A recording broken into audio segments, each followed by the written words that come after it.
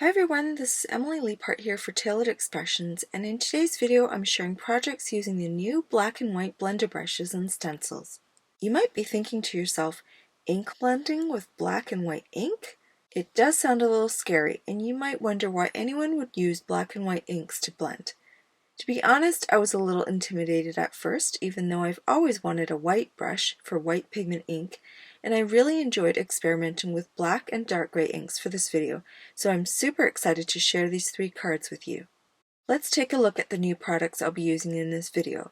The first one is the Delightful Daisy Stencil. I love the random mix of the daisies in 3 sizes.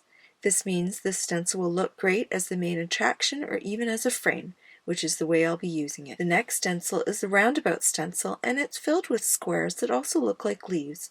The pattern is almost like an optical illusion so that you can get flowers or rounded squares depending on how you look at it. You can mask off portions of this to create a mod-style geometric pattern and even overlapping squares. Finally, this is the Dahlia Stencil, and it's a big bloom that bursts from the center outward. I love that you can use this to create one giant dahlia or use it off-centered on your card to highlight another element such as a sentiment or image. This Dahlia stencil could also be used as sun rays or even fireworks. Here are the new black and white blender brushes. They come together in a cute little box like salt and pepper shakers. They're sized and shaped exactly like the original blender brush set and the pastel blender brushes. If you already have the original blender brush set, then these 2 new brushes will complete your neutrals. It's definitely nice to have a white brush and a black brush to fill in the neutral range. Even better, you can add these new brushes to the tool tray that holds the pastel brushes. They all fit perfectly in the tool tray and look so beautiful together. I love seeing all these pretty brushes on my desk. I'm preparing the background for my first card by watercoloring with Tailored Expressions liquid watercolors. I added several colors to my craft mat and used a wide brush with water to paint lines across the watercolor panel. I started with Jelly Donut and Plum Punch, alternating between the 2, as well as using my heat tool to dry each layer. Then I switched to Candy Corn and Peaches and Cream to create a sunset look. In the center of the panel, I used Blue Corn and Blue Raspberry to create hills or mountains. Finally, I added Pea Pod on its own and blended Pea Pod with Oreo to finish the panel. I set the panel aside to dry and then die cut it using the largest of the stitched rectangle stacklets. Then I used washi tape to hold it on my craft mat for stenciling. I'll be using the Delightful Daisy Stencil on this watercolored panel, and I'm choosing a corner that has mostly small and medium daisies. This will make for a more intricate frame and still allow the watercolors to take center stage. I'll be using the black blender brush first with Earl Grey ink, then add poppy seed and finish with Oreo ink. When I remove the stencil, you can see how pretty those daisies look as a corner frame around the watercolored scene. I really love how this turned out, and I look forward to experimenting more with the beautiful watercolors. Let's move on to my second card. I've cut a panel from Sugar Cube cardstock, and I'm using the center of the Dahlia stencil to add multiple bursts all over the panel. I've taped down the panel with washi tape, but I'm allowing the stencil to float since I'm only using a small portion of it each time. I start with sea salt ink, and I'm using my gray blender brush since this is a very light gray. I've inked up the center of the dahlia 3 times in random spots on the panel. Then I move to poppy seed ink using my new black blender brush and create additional bursts in different areas of the panel. Finally, I use Oreo ink, again with the black blender brush. I just love the depth of all these layers, and even though they're all gray and black inks, you have to admit it makes a really pretty background. For my third card, I've cut a panel from Oreo cardstock, and I'm using the white blender brush with Sugar Cube pigment ink. Here I'm using the Roundabout Stencil, and I'm only adding Sugar Cube ink on the top half of the panel, fading it as it reaches the center of the panel. Then I add sparkle embossing powder from my stash and set it with my heat tool. It's really incredible how clean the edges of the shapes are, even with the pigment ink and embossing powder. See? Black and white cards aren't so scary. Now it's time to assemble my cards. For my first card, I've cut a Sugar Cube card base and an Oreo mat for the die-cut card panel. I've also cut the letters for the word Hey using the Cap It Off alpha dies and silver glitter cardstock. I'm going to add a secondary sentiment from the Just Saying stamp set that reads, I miss you so much.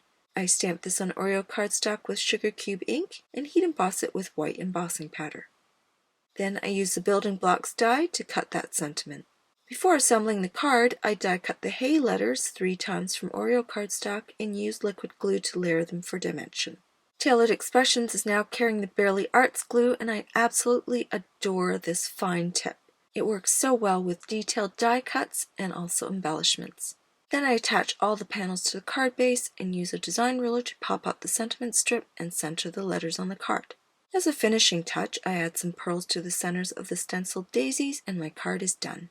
This first card features black stenciling on a dark watercolored background, and it's just one idea on how to use black ink with the new black blender brushes. To finish my second card with the Dahlia background, I'm stamping on the block Love with Jelly Donut and Plum Punch. To create the ombre effect of these two shades of purple, I use a sponge dauber at the transition line to blur the two colors together. I stamp this twice to get a nice solid inking. Then I use watermark ink so I can heat emboss this gorgeous word with sparkle embossing powder. It would have already looked amazing on its own, but I wanted to glam it up a bit more since it's going on a black, white, and gray background. After using the coordinating on the block Love Shadow die to cut the word, as well as a black shadow, I use liquid glue to adhere the two layers together. Then I stamp the building blocks Love Editions in sugar cube ink on Oreo cardstock and heat emboss it with white embossing powder. I use the building blocks die to cut out all the sentiment strips and use the word sending above the love word. I trim the Dahlia panel down to 4 inches by 5.5 inches and pop it onto a plum punch card base. Then I pop up the elements with foam tape and this card is done. For my final card, I'm using 3 butterflies from the Social Butterflies Cling and Clear combo. I stamp the outlines with poppy seed ink on sugar cube cardstock. Then I use the clear stamps to create an ombre effect with Granny Smith and blue raspberry inks. Again, I use a sponge dauber to blur the transition lines between the two colors, and I stamp it 2 or 3 times to create the perfect ombre effect. I tend to forget to remove the foam mat and put it back into my Misty stamping tool when working with these Cling and Clear combos, but it certainly keeps me on my toes. I had originally stamped the 3 butterflies in 3 different colors, but I decided I didn't like them, so I wanted to keep them all the same color, which is why you see the other 2 butterflies re-stamped on a different panel.